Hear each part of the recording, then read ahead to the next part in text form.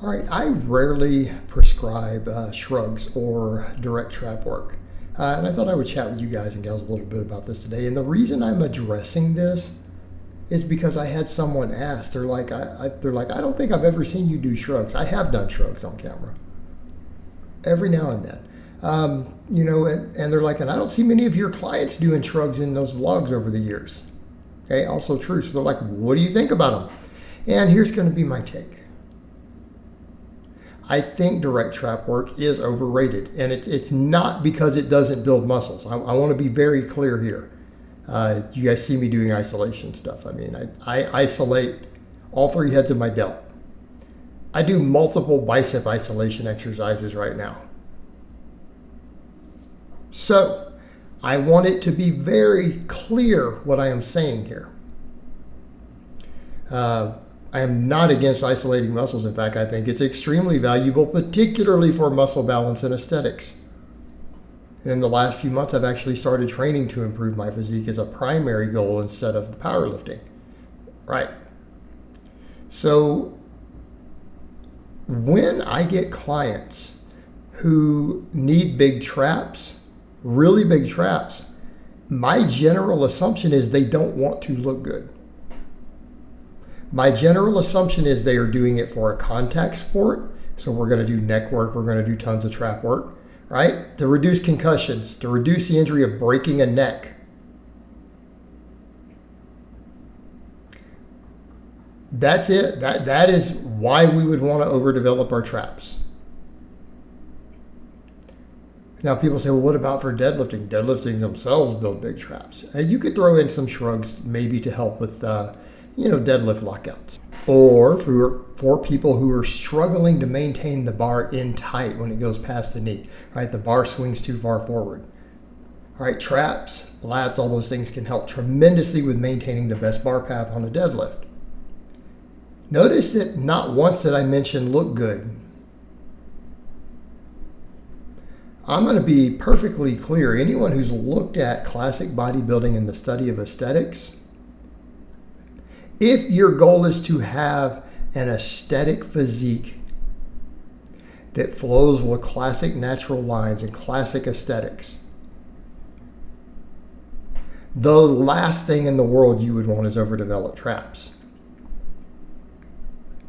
Notice I didn't say small traps. You can have big traps, but they better be proportionate. If you want to absolutely destroy your aesthetics, neglect your side delts and do shrugs. Okay? If your goal is to say, I want a physique that does not look good with my shirt off, if that is your goal, then you should totally focus on shrugs. Because here's what they'll do. They'll create a little bit more of an unattractive but bulky look up top, and they'll make your shoulders look narrower. If your traps outshine your delts, you will look narrower. And narrow shoulders is not aesthetic. Wide shoulders is aesthetic. Right? In fact, for someone like me, I'm having to work on them a lot more because even as I'm getting leaner, I am not naturally blessed with a narrow waistline or a narrow hips. I'm just not blessed there. So the only way for me to kind of have that look, I've got to really have wide lats and I have to have really wide shoulders. And I'm not there yet.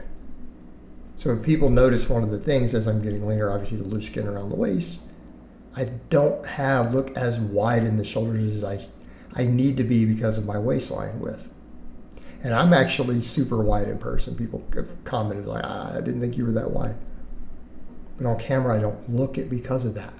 So you see where we're going with this? Your other proportions will affect how wide your shoulders look, not just how wide your shoulders are.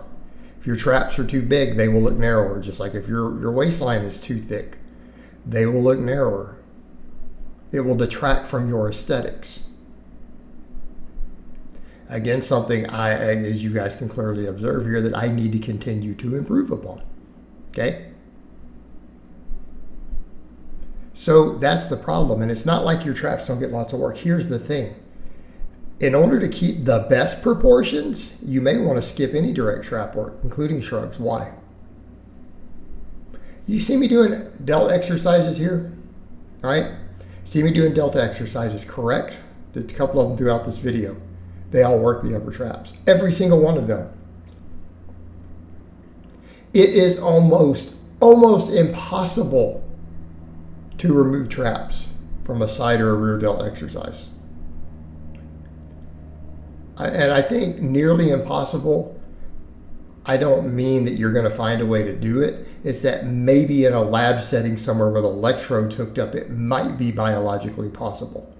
It might be biologically possible in some extreme scientific setting. In a weight room, it is at 100%, million% impossible. It is impossible not to stimulate growth in your upper traps while also stimulating growth in your posterior or your lateral delt. Furthermore, look at those other exercises I'm doing. See all that back work? You know that rows will build massive traps by themselves. And I don't just mean the upper trap, the middle, the lower. Pull-ups help a whole lot with that also.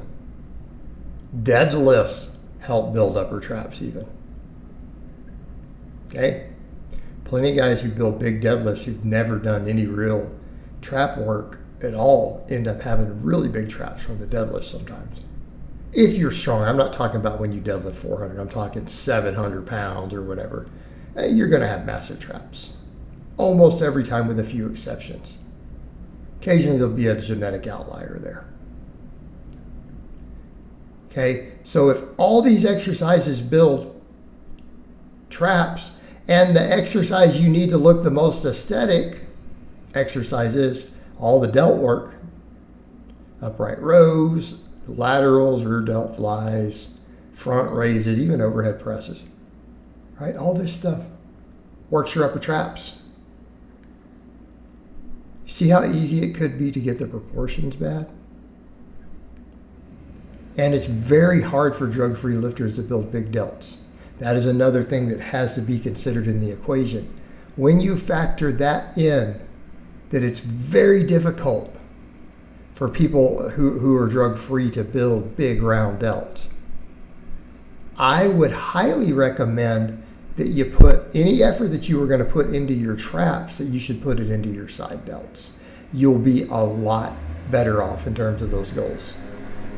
All right, guys, but that's really all I have to say on that today. I hope it's been informative, and I'll talk to you guys and gals next time.